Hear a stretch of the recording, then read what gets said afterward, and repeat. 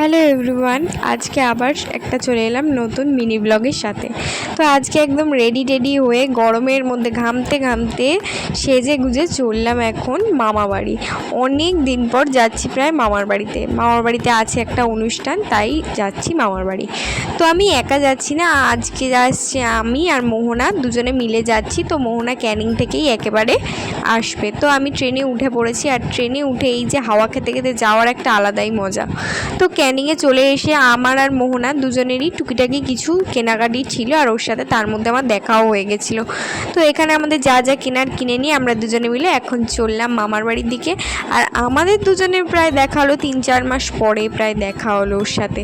তো এখন দুজনে বেশ গল্প করতে করতে অনেক ঘোরাঘুরি করে খাওয়া দাওয়া করে এখন চলে এসেছি মামার বাড়িতে এসে আর সোজা ঢুকিনি বাড়িতে, এখন রাস্তায় বসে সবাই একসঙ্গে গল্প করছি আর হাওয়া খাচ্ছি রাস্তার ধারে।